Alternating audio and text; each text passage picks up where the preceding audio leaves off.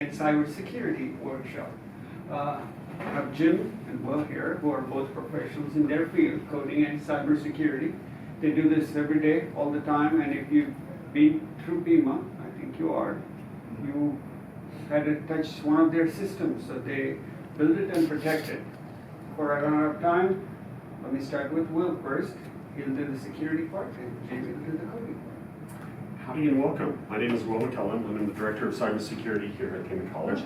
And we're the ones in charge to help train and protect the organization. And this opportunity with what we're doing here with the STEM and all that element gives us the opportunity to help pass on and communicate our passion for what we do, because we enjoy what we do and it's a lot of fun.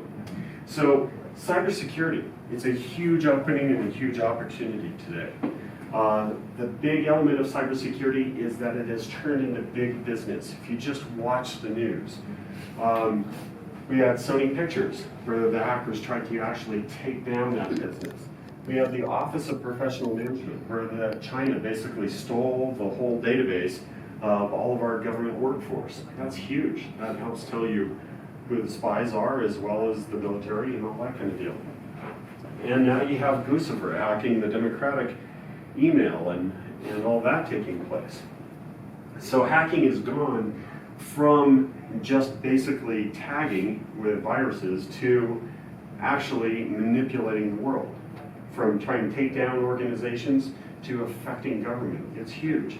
And in education, we're a huge target as well, because with the Office of Professional Management, you get all of the employees and things that are involved.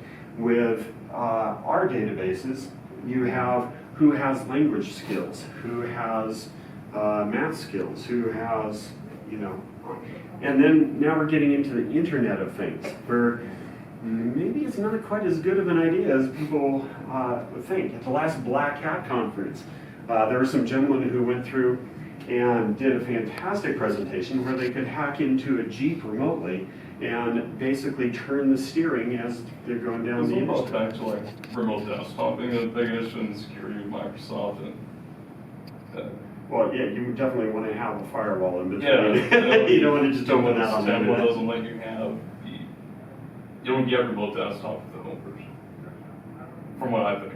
Yeah, there's all sorts of possibilities there. But now, think about it, we're now in the day to where people aren't thinking that they need to go and do updates to Barbie, right? Because now with Wi-Fi Barbie, you have a microphone inside the house. You have baby monitors being hacked, if you want to get on the creepy side. And now they're even doing things like putting ransomware on thermostats. Oh, it's huge. It's a major deal, and folks need to start thinking about cybersecurity more heavily in their day-to-day lives, because it's affecting all of us. Anthem, major healthcare provider, had 80 million records stolen. And as you can see by the sizes, indicate how many records have been stolen. It's happening left, right, and forward.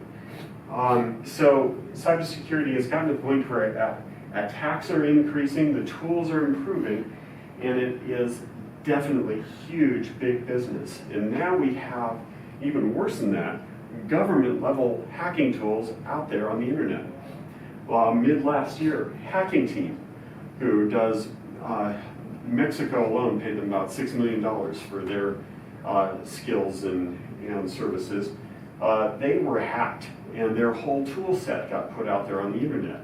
So the Hacking Team was hacked? Hacking Team was hacked. But the scary part is that those are powerful tools made out there available to everybody. As you noticed in the news, probably fairly recently, the NSA had some of their toolbox put out there as well. That takes it to a whole different level. And the scary part, the way things are today, you can just go out to the dark web and pick up a piece of malware, like Pony, for example, which is nice, GUI-based, has plugins, and you can pick which programs you want to steal usernames and passwords from. You can then pick up another piece of software called Cryptor, which will go and change the attributes of that so that no antivirus sees it, of the normal standard antivirus these days. So for about 2 weeks, it remains completely anonymous. And then you can buy, with like RIG or Nuclear, you can buy kits that will then sell vulnerabilities that will distribute it and get into computers for you and then deliver all this. And then you can buy space on hacked websites to distribute it for you. It's huge, it's big business. Here, they're putting in stats and demographics. When you get to that point, you know it's huge business. What amazes me with that is like, I can do this, and I'm not a computer programmer. That's I can correct. download it and read the instructions. That's what's scary about that. It's that easy. So for about $700, you can put that out there on the website, where you can harvest about 750,000 accounts fairly easily, and a lot of those be bank accounts. So we have an opportunity here to help try and change in local businesses in the local environment, to team up to help try to stem that flow and change that tide by providing skills and also come together. InfraGard and the Arizona Cyber Threat Response Alliance here in Arizona alone have elements where they're working together with security elements to where they've also developed or worked along with the folks for the Arizona Cyber Warfare Range. If you go to azcwr.org, you can learn how to hack. And it's done in sponsorship and in cooperation with the feds. It doesn't say that on the site, but they do have a level to where the last level they open it up and anyone can try to hack it at the strongest level, and that's where the feds can pick up forensics. But also up in Prescott, they have, Avery Riddle has a great program running for open source intelligence that works in with the CIA and things of that sort. Right now, there's a huge critical gap of skills for IT cybersecurity professionals and pretty much all IT professionals in general.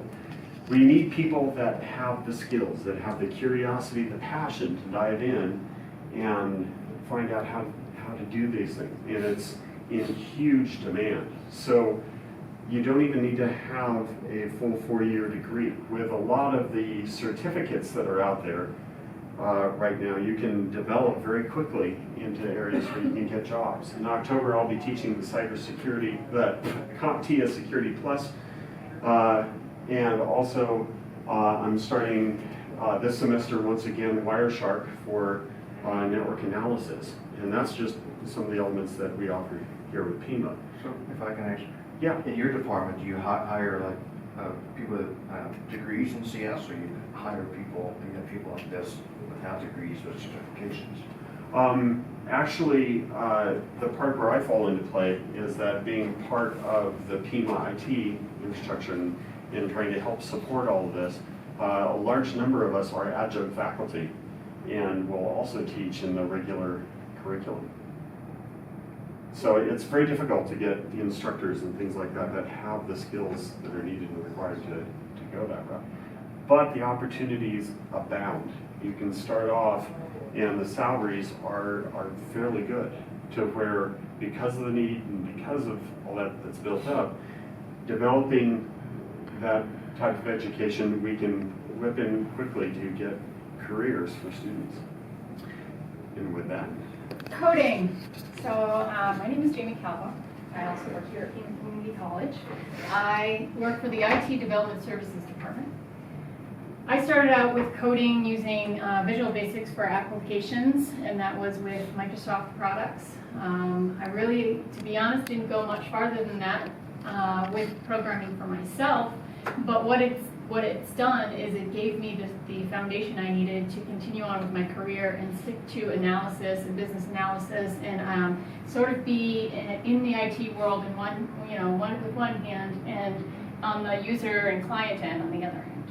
So our department consists of 7 people. We have a director, we have a project manager, that's me, and we have 5 developers. We're pretty diverse, and if you've been in any IT departments, you'll find that the group of them is generally pretty diverse. They come from all kinds of different areas, different countries, different backgrounds.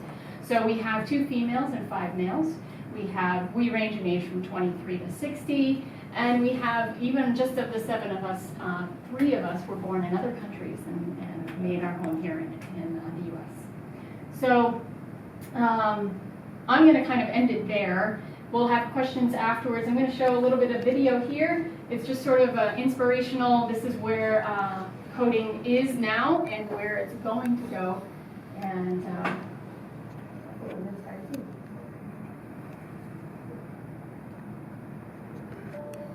I was 13 when I first got access to a computer. My parents bought me a Macintosh in 1984 when I was 8 years old. And I was in 6th grade. I learned to code in college. Freshman year, first semester, intro to computer science. I wrote a program to play tic-tac-toe. I think it was pretty humble beginnings. I think the first program I wrote asked things like, what's your favorite color?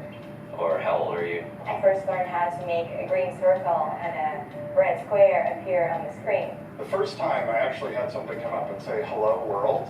I made a computer do that. It was just astonishing. Learning how to program didn't start off as wanting to learn all of computer science or trying to master this discipline or anything like that. It just started off because I wanted to do this one simple thing. I wanted to make something that was fun for myself and my sisters. And I wrote this little program and basically just add a little bit to it. And then when I needed to learn something new, I looked it up, either in a book or on the internet, and then added a little bit to it. It's really not unlike kind of playing an instrument or something, or playing a sport. It starts out being very intimidating, but you kind of get the hang of it over time. Coding is something that can be learned, and I know it can be intimidating. A lot of things are intimidating, but you know, what isn't? A lot of the coding that people do is actually fairly simple. It's more about the process of breaking down problems than sort of coming up with complicated algorithms as people traditionally think about it. You don't have to be a genius to know how to code. You need to be determined. Addition, subtraction, that's about it. You should probably know your multiplication tables. You don't have to be a genius to code. You have to be a genius to read. Even if you want to become a race car driver or play baseball, or build a house, all of these things have been turned upside down by software. What it is computers are everywhere. You want to work in agriculture? Do you want to work in entertainment? Do you want to work in manufacturing? It's just all over.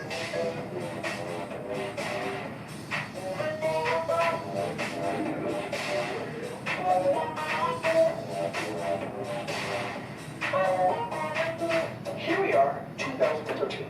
We all depend on technology to communicate, to bake information, and none of us know how to read and write code.